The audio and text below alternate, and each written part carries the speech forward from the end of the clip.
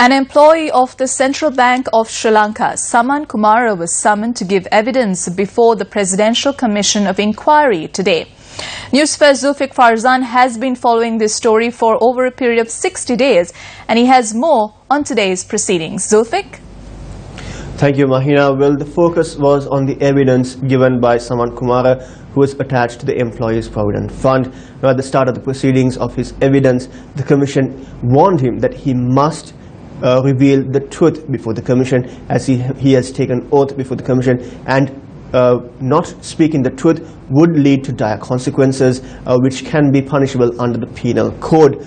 Now, when his evidence was recorded, the Attorney General's Department extensively questioned him on his assets and liabilities, and thereafter the Commission was concerned about how he had amassed these assets and said that the situation is not good for him and that he must reveal the truth before the Commission in order for the Commission to ascertain what actually has happened behind this entire bond issue.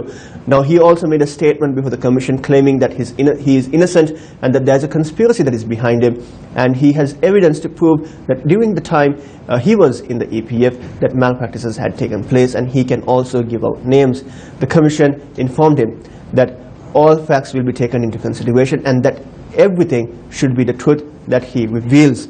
Now, meanwhile, he was also instructed to hand over his passport and the passports of his family members to the detectives who are assisting the Commission, and also the mobile phone that he used before 2015 must also be handed over to the Commission.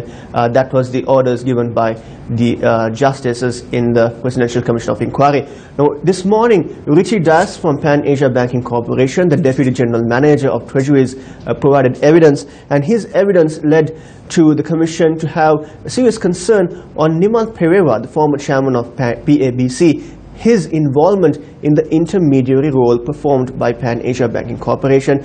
The intermediary role was between Perpetual Treasuries Limited and the Employees Provident Fund. The Commission was keen to know Nimal Pereira's involvement, and the Commission also wanted to know who were the other benefactors of the intermediary role that was played by PABC.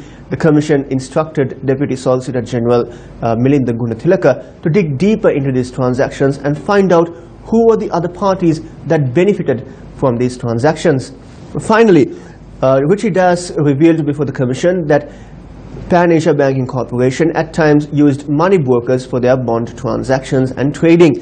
Now, two of these money brokering companies were Bartlett and Taproban. Now, these two also led the Commission to have some concerns, and they wanted to know actually who are the other parties that benefited from this intermediary role played by Pan Asia Banking Corporation that was between Perpetual Treasuries Limited and the Employees Provident Fund. Those were what happened at the Presidential Commission of Inquiry today. It's back to you, Mahina.